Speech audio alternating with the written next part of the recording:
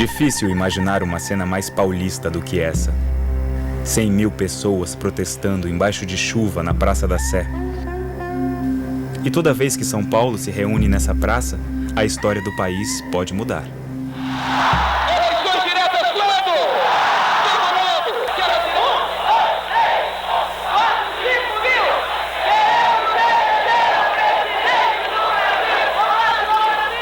Em 1932, estavam lá Ferreirinha, estudante de Direito, Juliano Meira, jornalista de um dos maiores jornais do país, e Toledo, dono de uma barbearia no Largo São Bento. Nenhum dos três imaginava que o protesto dos paulistas naquele 25 de janeiro de 32 acabaria levando o país a uma guerra sangrenta. Envolvendo mais de 200.000 homens, inclusive eles, armados de fuzis, metralhadoras e granadas. Uma guerra que empregaria artilharia pesada, combates aéreos, bombardeios de grandes cidades e até batalhas navais. Brasileiro contra brasileiro num confronto violentíssimo. E hoje, quase ninguém sabe que tudo isso aconteceu.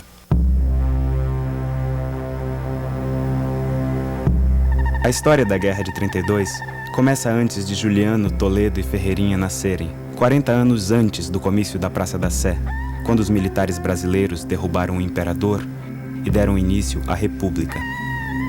Por trás do golpe dos militares estavam os fazendeiros e comerciantes ligados ao café paulista. Naquele momento, São Paulo deixava de ser coadjuvante e passava a ator principal na história do Brasil.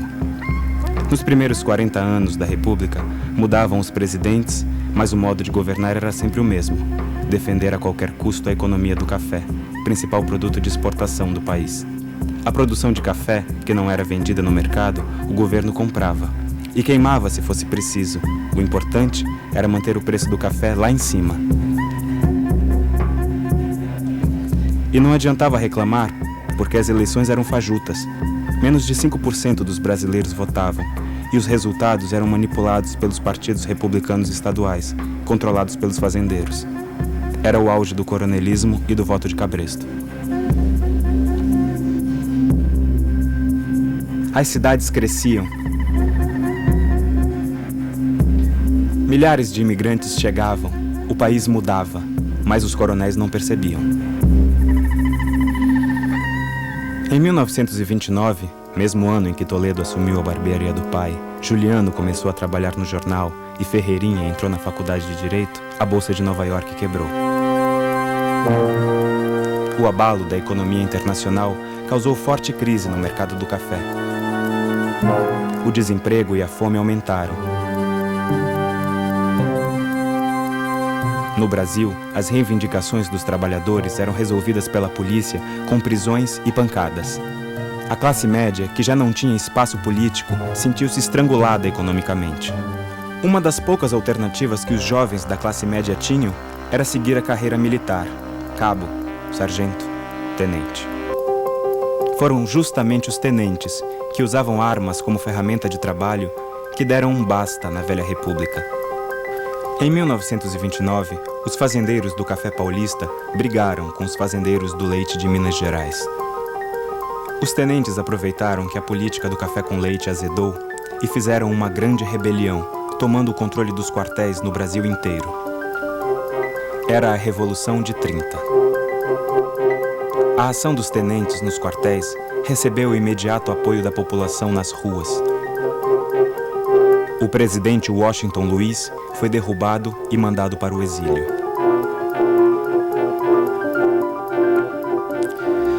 A República Velha morria, de morte matada, aos 41 anos de idade.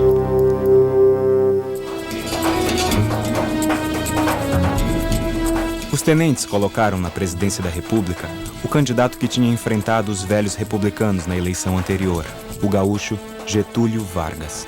Junto com ele, todos os grupos que apoiaram a Revolução sentiram-se perto do poder. De sindicalistas comunistas a fazendeiros e empresários liberais. Nesse verdadeiro saco de gatos que estava por trás da Revolução de 30, todo mundo queria saber uma coisa: quem, de fato, iria ficar com o poder.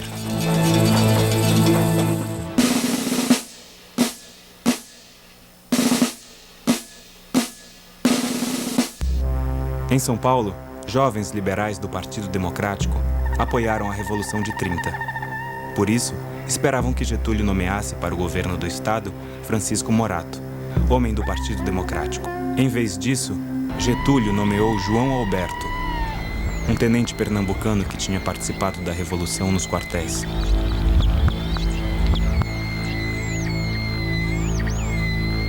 A decisão irritou os liberais paulistas.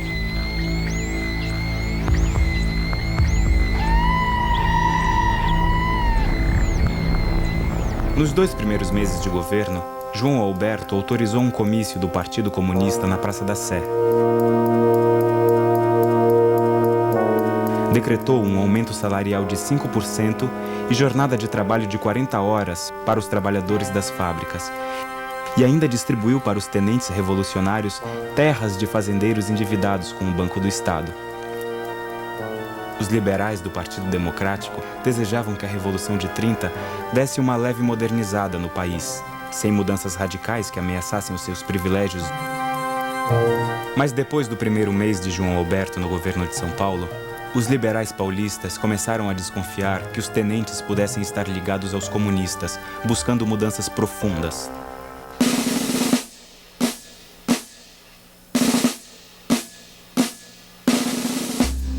Não eram só as elites que estavam descontentes com o tenente interventor de São Paulo. Os pequenos comerciantes e funcionários públicos paulistas também se irritaram quando João Alberto começou a distribuir os cargos públicos do governo paulista entre os seus colegas militares que chegavam de outros estados.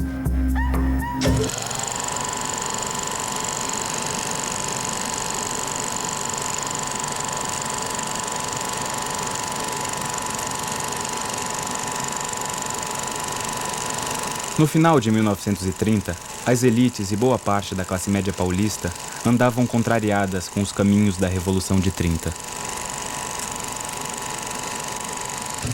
No primeiro dia de 1931, o jornal O Estado de São Paulo publicou um artigo que pedia a eleição de um Congresso Constituinte.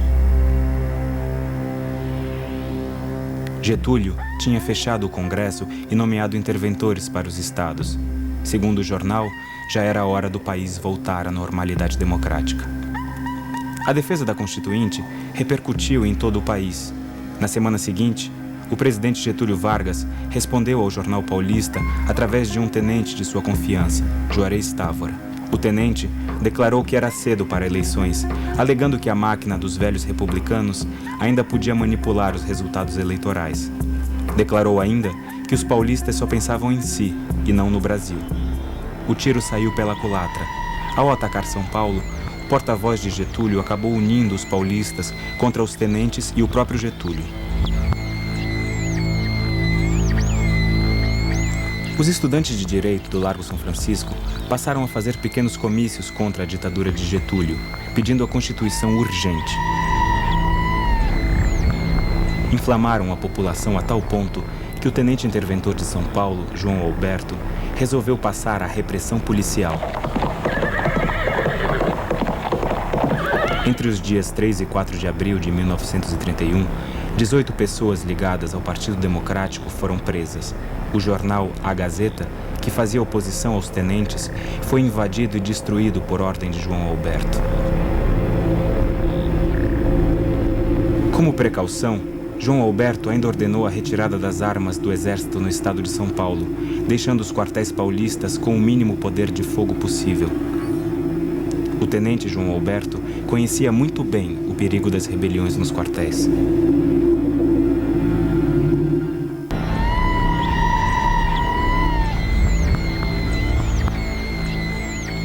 A causa paulista por eleições e Constituição ganhou adeptos no Rio Grande do Sul e no próprio Rio de Janeiro, capital do país na época.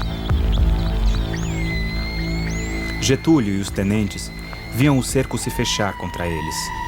Para evitar que a casa caísse e acalmar os ânimos dos paulistas, Getúlio resolveu tirar João Alberto de São Paulo e nomeá-lo chefe de polícia no Rio. O novo interventor nomeado no lugar de João Alberto, Coronel Rabelo, também era ligado aos tenentes. Os liberais paulistas acharam que Getúlio estava trocando 6 por meia dúzia, tentando empurrá-los com a barriga. Em 17 de janeiro de 32, os liberais do Partido Democrático romperam de vez com Getúlio. Juntaram-se aos velhos republicanos da República Velha e fundaram a Frente Única para lutar pela Constituição e um governador paulista. No dia 25 de janeiro, foi organizado um grande comício na Praça da Sé contra os tenentes e a ditadura de Getúlio Vargas, a favor da Constituição.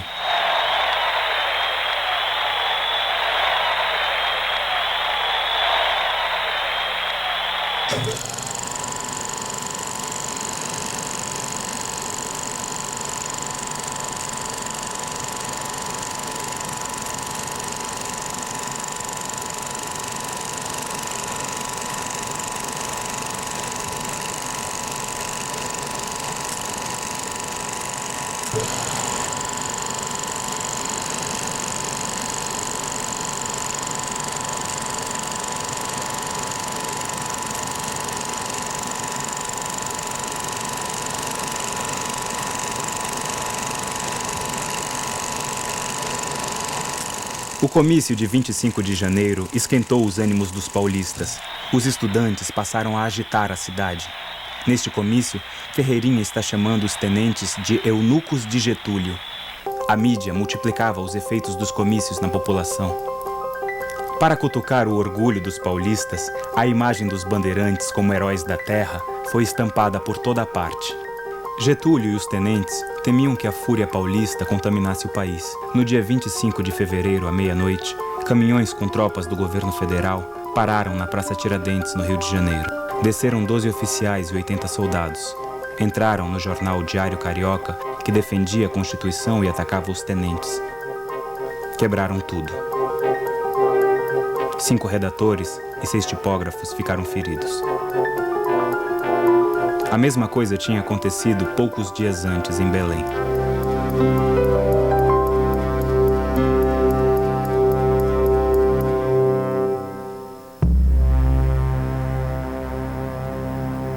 As frentes de oposição paulista e gaúcha passaram a articular suas forças para derrubar Getúlio.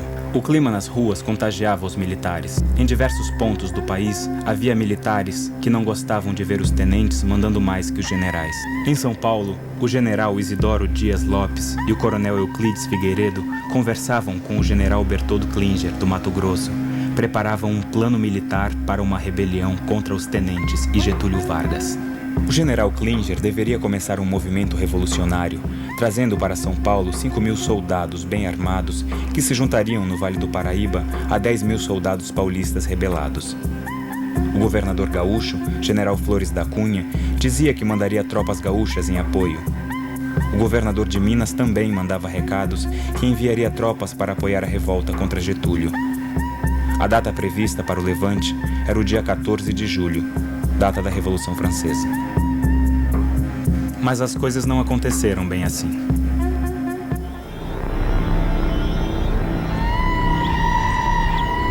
Boatos sobre a conspiração chegavam até o Rio. Para botar água fria na fervura, Getúlio prometeu ao país eleições e um congresso constituinte para o ano seguinte. Mas era tarde demais. No dia 22 de maio de 32, os estudantes paulistas organizaram vários comícios e passeatas pela Constituinte já. Invadiram cinemas, convocando a população, ocuparam a Rádio Record e discursaram para soldados na frente dos quartéis. Os caras pintadas daquela época eram um pouco mais exaltados que os de hoje. Empolgados com a participação popular, os estudantes armaram-se de fuzis e revólveres e resolveram invadir naquela mesma noite a sede política dos tenentes, na Praça da República.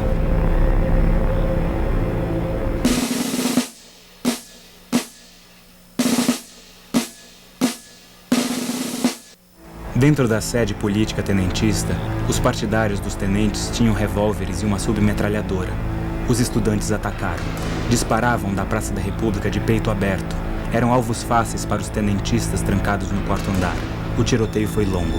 Era muita gente, nós éramos muitos. Quisemos abrir a porta do prédio e não conseguimos. Apareceram umas escadas. O primeiro a subir foi o Martins.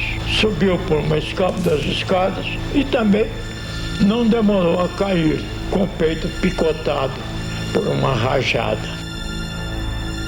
A batalha terminou às 4 da manhã do dia 23 de maio, com os corpos de 4 estudantes estendidos no chão da praça, mortos. Um deles tinha apenas 14 anos.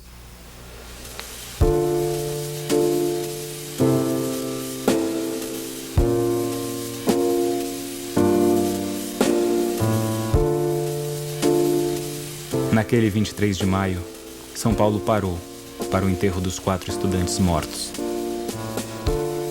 Nos dias seguintes ao 23 de maio, os estudantes fundaram o MMDC, sigla formada com as iniciais dos 4 estudantes, Miragaia, Martins, Drauzio e Camargo.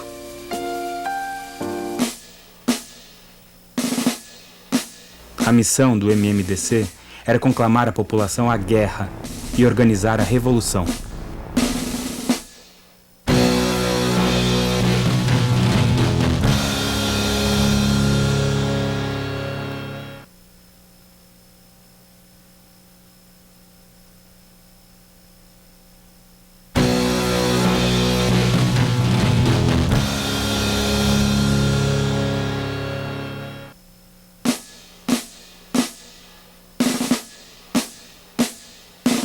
A morte dos estudantes no tiroteio contra os tenentistas na madrugada de 23 de maio pressionou os militares que conspiravam contra Getúlio a anteciparem a data da Revolução. No dia 8 de julho, o general Klinger recusou-se a obedecer ordens de Getúlio no Mato Grosso e foi demitido. No dia 9 de julho, o general Isidoro Dias Lopes convocou uma reunião de líderes revolucionários na Rua Sergipe, número 37, em São Paulo. O general Lopes propôs a imediata deflagração do movimento, temendo que Getúlio demitisse todos os militares que conspiravam. Alguns militares presentes temiam que a precipitação pudesse deixar de fora as tropas gaúchas e mineiras. Mas o argumento do general Lopes saiu vencedor. Foi decidido. Na noite daquele 9 de julho, seria aceso o estopim de uma nova revolução. Uma tropa de motociclistas e ciclistas, como se fossem os motoboys de hoje, passou a tarde inteira num entra e sai do QG improvisado na Rua Sergipe, levando ordens e trazendo notícias. Foi acertado que os civis do MMDC deveriam tomar rádios e estações telegráficas naquela noite e difundir o movimento aos chefes municipais de todo o estado. O general Lopes mandou chamar o coronel Euclides Figueiredo para assumir imediatamente o comando dos quartéis ao seu lado. Noite fechada, sem estrelas nem lua. Rumamos para São Paulo. Não sem preocupações quanto à polícia do governo federal. Levávamos firme resolução de desobediência caso nos mandassem parar no caminho. Apesar da noite fria, abrimos da janela do carro para facilitar qualquer reação. Os revólveres vinham em boa posição para serem manejados. Às 11h40 da noite, o coronel Euclides Figueiredo entrou no comando da região militar de São Paulo. De dentro do comando, o coronel Euclides Figueiredo passou a noite telegrafando aos comandantes dos quartéis paulistas. Comunicava o início da Revolução de 32. Na madrugada de 10 de julho de 1932, São Paulo já estava sob o comando dos revolucionários. A adesão foi total. O coronel Euclides Figueiredo e o general Lopes comandavam a revolta no exército. A Força Pública de São Paulo, que era a polícia da época, também aderiu à rebelião de 9 de julho.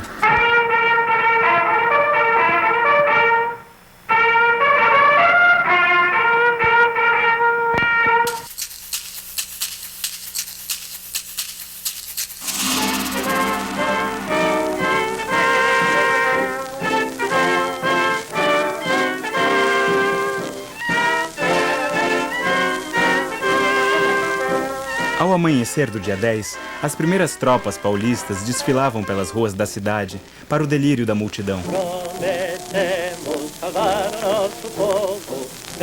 As tropas partiram de trem para a Serra da Mantiqueira, a meio caminho da capital federal. De repente o trem parte e aquelas mulheres todas começaram a chorar copiosamente, porque afinal os maridos, os filhos, os irmãos iam para a guerra.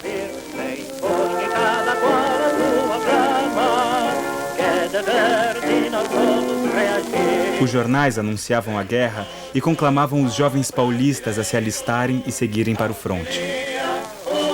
As noivas, as namoradas, incentivavam todas as pessoas para participarem. Agrediam os poucos moços que se viam na rua, se põe a saia, se não veste a farda, veste a saia.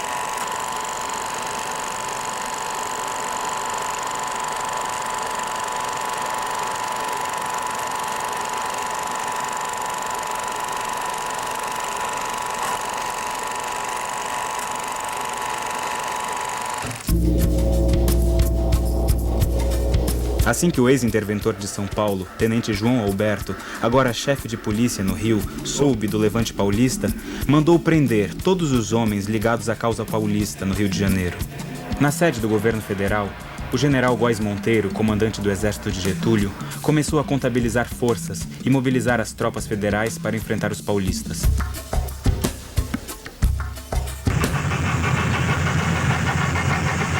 As tropas paulistas que saíram de trem sob o comando do coronel Euclides Figueiredo estacionaram na Serra da Mantiqueira e ocuparam o túnel da Estrada de Ferro Central do Brasil, ponto estratégico para o deslocamento de tropas entre Rio e São Paulo.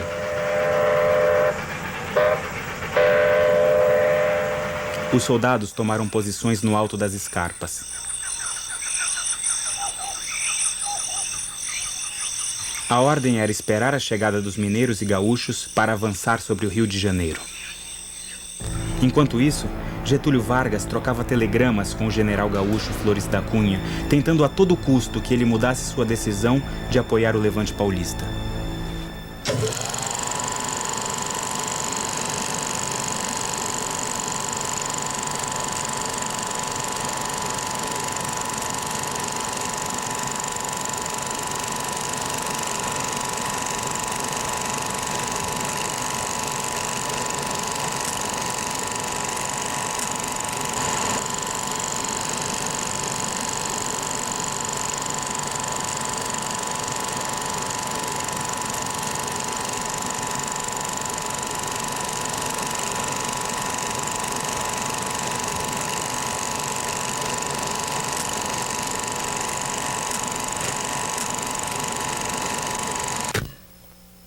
Marca o passo, soldado, não vê que esta terra foi ele quem fez. Depois de ocupar a região do túnel, o Comando Militar Paulista passou a enviar batalhões de voluntários e soldados da Força Pública para o sul do estado.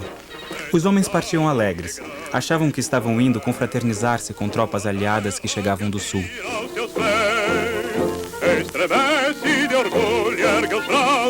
Mas assim que chegaram ao destino, o comando militar ordenou que cavassem trincheiras e ocupassem posições para um possível combate.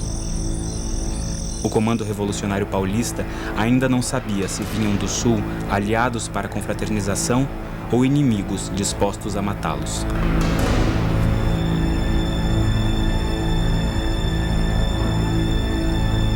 Em 12 de julho, o general Klinger finalmente chegou do Mato Grosso. Mas vinha acompanhado apenas de alguns oficiais. Como havia sido demitido antes da hora por Getúlio, o general Klinger não conseguiu levantar os quartéis. Por isso, as esperadas tropas de 5.000 soldados não vieram, nem a artilharia pesada que os comandantes paulistas tanto esperavam. Como se fosse pouco, do Rio de Janeiro ainda chegava mais uma notícia ameaçadora. navios de guerra da Marinha haviam partido da Baía da Guanabara em direção ao litoral paulista.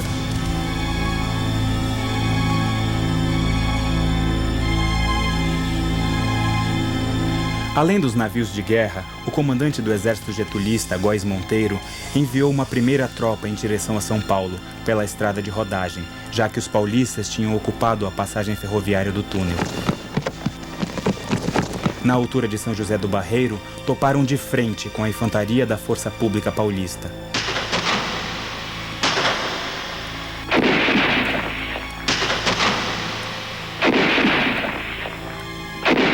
Cariocas e paulistas trocaram naquele 13 de julho os primeiros tiros da guerra.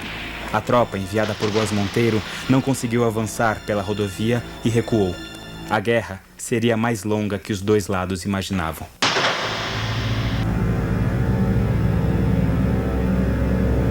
As tropas do coronel mineiro Eurico Dutra chegaram à região do túnel no dia 15 de julho, ao meio-dia, acabando com as dúvidas sobre o recado que o coronel havia mandado 3 dias antes. Os mineiros chegaram atirando. Os soldados paulistas não tiveram tempo para lamentações.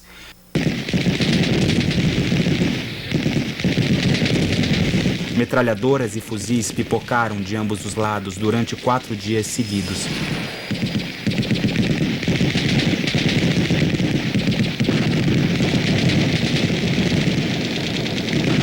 Os paulistas perderam algumas posições, mas conseguiram manter o estratégico túnel sob o seu controle.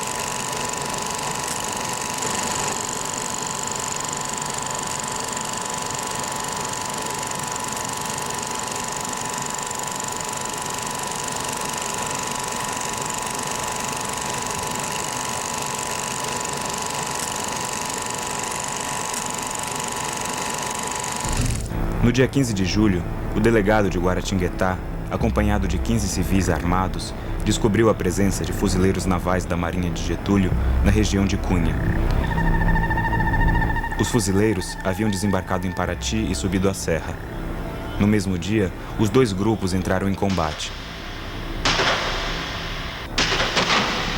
Ambos os lados receberam reforços e posicionaram metralhadoras para um longo conflito.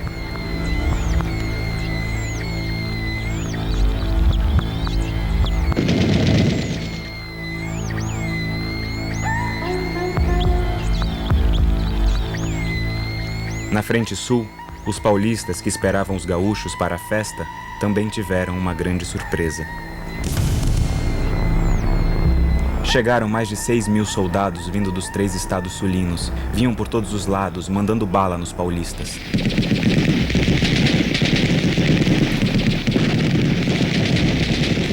A cavalaria gaúcha era a mais temível força militar terrestre do Brasil. Nos últimos 200 anos, tinham lutado contra os índios guaranis, contra os espanhóis, participado da Guerra do Paraguai, Guerra dos Farrapos, Revolta Federalista, Revolta dos Tenentes e Revolução de 30. Era hábito, nas guerras gaúchas, degolar os prisioneiros vencidos. Em Itararé, diante da chegada das tropas sulinas, os paulistas dividiram-se entre os que fugiram e os que se renderam. Em Buri, os paulistas não se renderam. Iniciaram uma trágica e longa resistência. Acordamos ouvindo uma forte fuzilaria. Ficamos indecisos, sem saber o que fazer. Apareceu no horizonte uma longa fila de inimigos serpeando pelas curvas da estrada. Começa então a fuzilaria. Sobre nossas cabeças estendia-se uma abóbada de sibilos de balas. Folhas e ramos eram arrancados das árvores atrás de nós pelos tiros. Atirei-me ao chão. esfalfado e acabrunhado. Estava com fome e uma sede terrível, com o cantil vazio.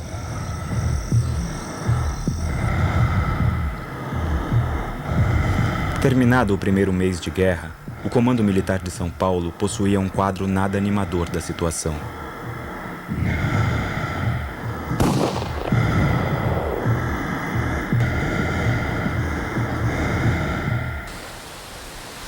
Os cruzadores da Marinha que haviam deixado a Baía da Guanabara posicionaram-se em Santos, impedindo a entrada e saída de mercadorias e armas no estado de São Paulo. A Força Pública Paulista, polícia da época, havia mandado 12.000 soldados armados para as trincheiras. O exército contava com mais 3.600 soldados, com pouco armamento, porque o tenente João Alberto havia esvaziado os quartéis. 45.000 voluntários civis se alistaram, com muito ânimo, mas nenhuma noção de combate. E o pior, havia apenas 25.000 fuzis no estado. A decisão do comando foi de que os voluntários deveriam revezar os fuzis e economizar as balas, porque havia munições para cada soldado dar apenas 5 tiros por dia.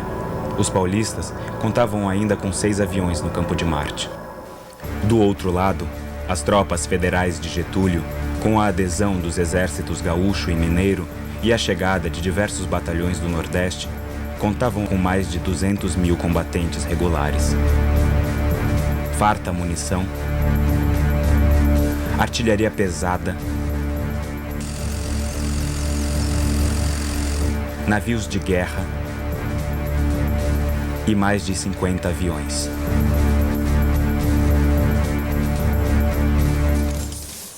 Apoiado por jornais e rádios, o Comando Paulista não relatava a dificuldade da situação para não esfriar os ânimos da população.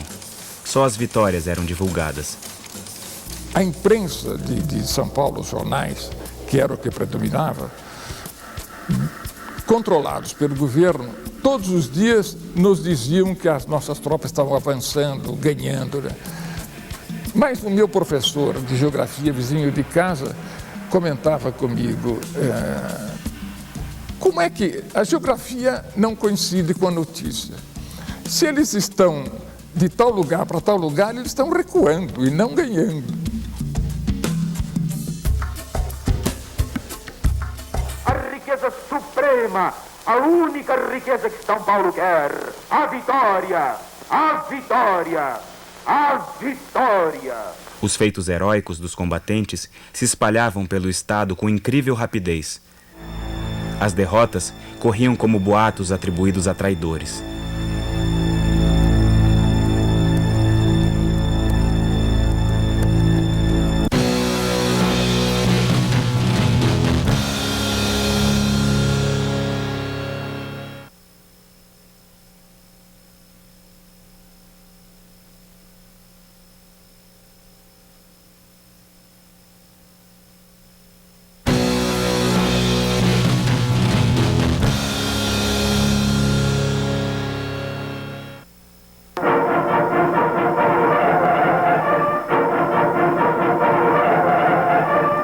Lágrimas, adeuses, sorrisos de orgulhos molhados de emoção, de sentimento, de coragem.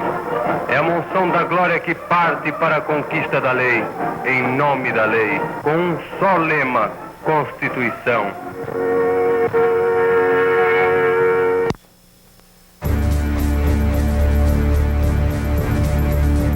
Jornais e rádios paulistas punham lenha na fogueira da guerra, acusando Getúlio de ser um ditador e usando a imagem dos bandeirantes para despertar o heroísmo nos combatentes. Do lado getulista, o país era informado que São Paulo lutava pelo retorno de seus antigos privilégios. Outra versão divulgada pelas rádios getulistas era que São Paulo estava dominada pelos italianos que queriam se separar do Brasil. O lado do governo chegou a treinar gente com fala paulista para dizer nas rádios do Norte que São Paulo estava dominado por um partido comunista que tinha um chefe chamado Matarazzo, que estava separando o São Paulo da federação. e que estes comunistas que estavam dominando São Paulo iriam acabar com a religião, enforcar os padres, destruir os altares. Daí, em boa parte, o entusiasmo, o número e a veemência bélica com que legiões de nordestinos vieram brigar em São Paulo. Os dois lados lançavam panfletos dos aviões no território inimigo, apresentando suas versões para a guerra.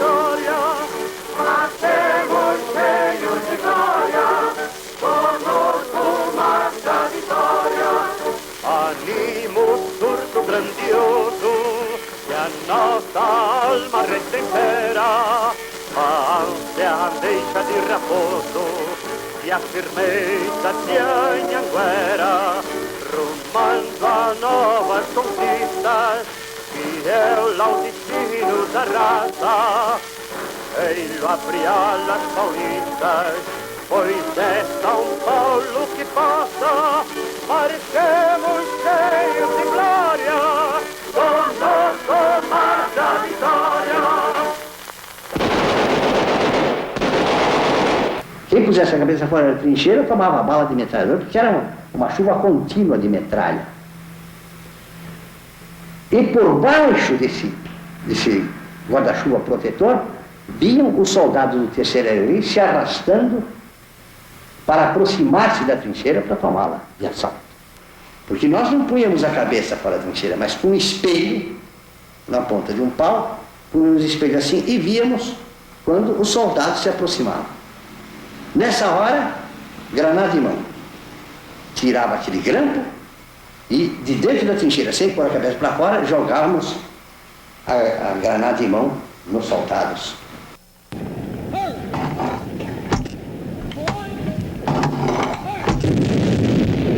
Apesar do esforço dos combatentes paulistas e da população, em vez de avançar, as tropas paulistas apenas se defendiam.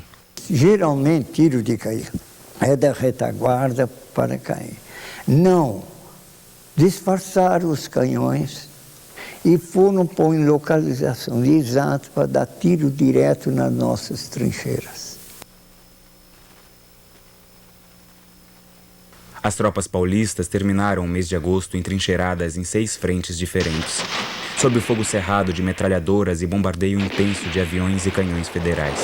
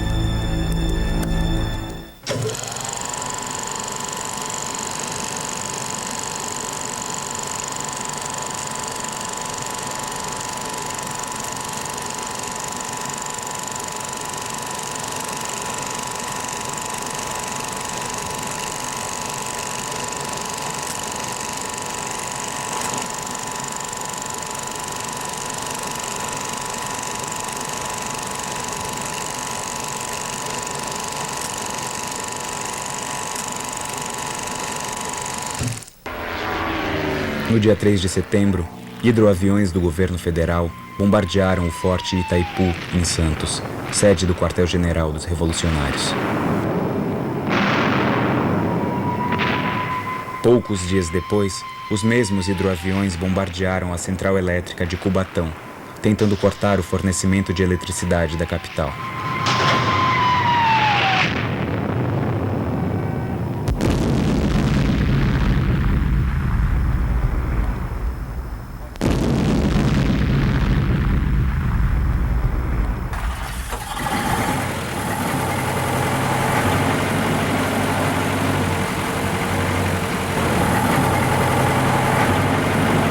Em resposta, um avião paulista mergulhou sobre o navio de guerra getulista, disparando sua metralhadora. O avião foi abatido pelo fogo antiaéreo do navio. Morreram no mar o metralhador Mário Bittencourt e o piloto José Gomes.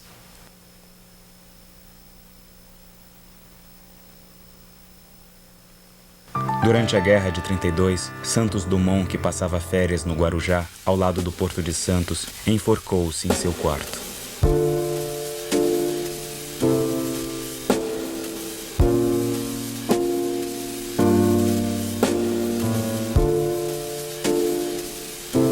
O inventor do avião havia declarado várias vezes que não suportava ver sua invenção utilizada para que irmãos se matassem.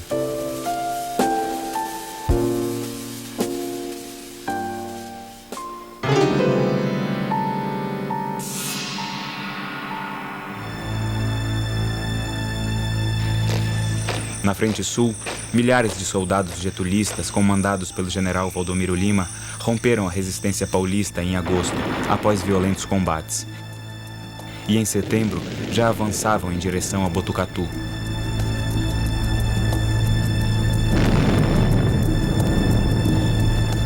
Uma noite de domingo, nós estávamos fazendo o footing na Rua Amando, que era a rua principal da cidade, quando eu percebo o povo murmurando, gritando, correndo, e num minuto a rua esvaziou. E meu pai, que nunca se preocupou com os meus passeios noturnos, estava vindo para me apanhar. Vamos para casa depressa, depressa. Os gaúchos estão chegando. Eu disse, mas como? Nós estamos ganhando, estão aí entrando, né? Isto é, houve um choque entre a notícia e a realidade. Na frente mineira, os paulistas também perdiam posições. Em setembro, as tropas getulistas fechavam o cerco sobre Campinas.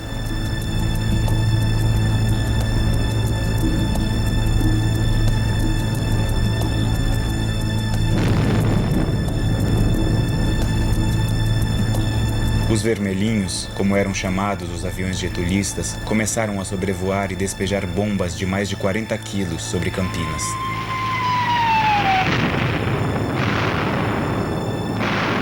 E quando vinha a sereia do jornal, tocava alto, forte, bastante quando vinha chegando os aviões. Eram 3 para jogar as bombas. E a gente se escondia embaixo da mesa. E muitos dos nossos atiradores de Campinas, da linha de tiro, etc., que não estavam na fronte, pegavam fuzis que levavam para casa e atiravam nos aviões. O pátio de manobras, de onde partiam trens para o Vale do Paraíba, e o Largo da Estação foram os primeiros alvos. Uma residência foi atingida.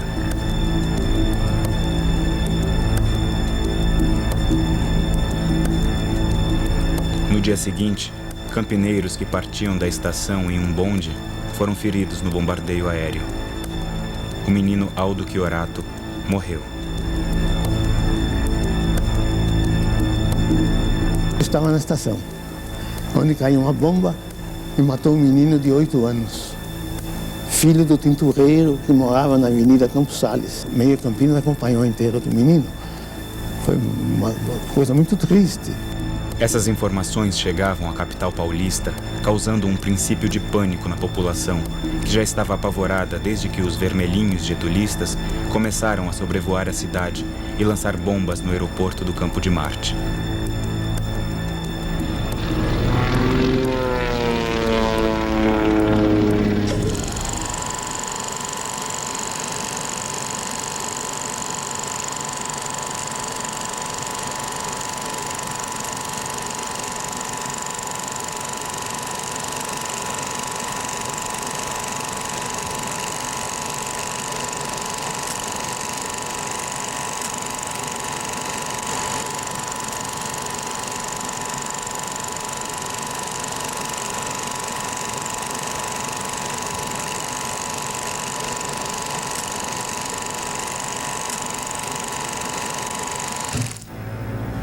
No dia 12 de setembro, os paulistas perderam o túnel que as tropas do coronel Euclides haviam ocupado nos primeiros dias da Revolução.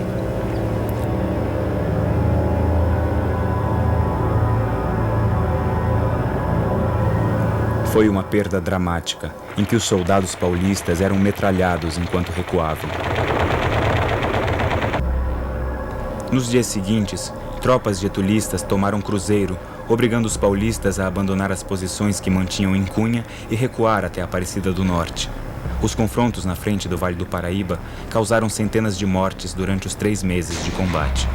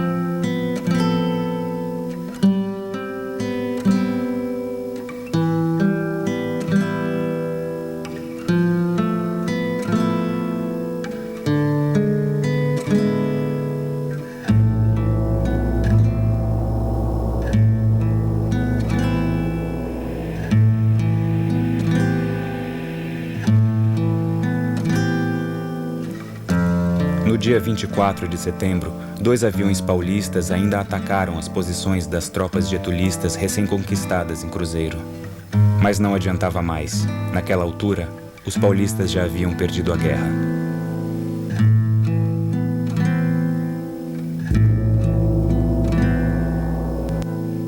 Rompidas todas as frentes, Campinas e Santos bombardeadas, o comando revolucionário e a população temiam o bombardeio e o ataque à cidade de São Paulo. À 1h da madrugada do dia 29 de setembro, o general Klinger passava um telegrama a Getúlio Vargas. Doutor Getúlio Vargas, com o ofício de não causar à nação mais sacrifícios de vida nem danos materiais, o comando das forças constitucionalistas propõe imediata suspensão das hostilidades em todas as frentes, a fim de serem assentadas as medidas para o término da luta armada. General Berthold Klinger. Às 7h30 da manhã, chegava um telegrama com a resposta de Getúlio. General Klinger, acusando o recebimento vosso telegrama, respondo que para o fim nele proposto, deveis enviar emissário ao general Góes, para combinar com este as medidas necessárias ao encerramento das hostilidades. Getúlio Vargas. Os emissários de Klinger foram até Cruzeiro, onde o general Góes Monteiro havia postado seu comando. Góes Monteiro não aceitou o acordo proposto em que os 2 lados deveriam baixar armas. Exigia a rendição dos paulistas. O coronel Euclides Figueiredo, que havia recuado com suas tropas e estava entrincheirado perto de Aparecida, preferia lutar. Lideranças políticas em São Paulo também recusavam a rendição e defendiam a luta até o fim. Mas no dia 2 de outubro, o comandante da Força Pública Paulista, coronel Herculano de Carvalho, mandou seus 12.000 homens baixar armas e acatar a derrota. Sem eles, o coronel Euclides Figueiredo não podia mais resistir, mas ainda assim não aceitava a rendição. Enquanto nas trincheiras os paulistas se entregavam ou simplesmente retornavam para suas casas, o coronel Euclides decidiu partir para o Mato Grosso, onde os constitucionalistas ainda lutavam. Seguiu em um trem com 55 vagões, carregados com metralhadoras, canhões e tropas dispostas a continuar a luta.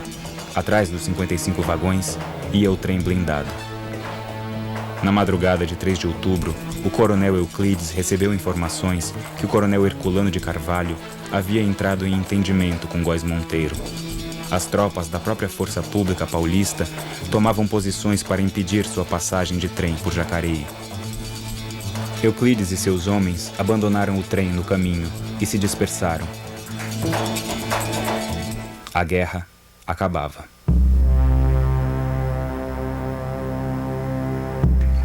Os líderes da Revolução foram presos. Os focos de resistência constitucionalista no Mato Grosso e no Rio Grande do Sul foram sufocados. Os homens da Força Pública Paulista, comandados pelo coronel Herculano de Carvalho, mudaram definitivamente de lado e passaram a obedecer Getúlio. Reprimiram o agrupamento de paulistas nas ruas e desarmaram os voluntários que voltavam para a cidade de São Paulo. No dia 6 de outubro, o general Valdomiro Lima, que comandou a vitória getulista no Sul, foi nomeado governador de São Paulo por Getúlio Vargas. Nos primeiros dias de novembro, o tenente João Alberto em pessoa embarcou os líderes civis e militares da Revolução Constitucionalista em um navio-presídio. Os líderes da Revolução de 32 foram mandados para o exílio em Lisboa.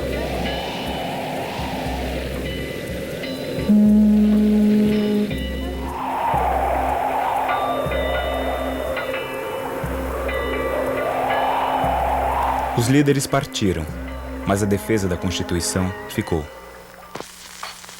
A luta por eleições e a promulgação de uma Constituinte tinha espalhado raízes em todo o país.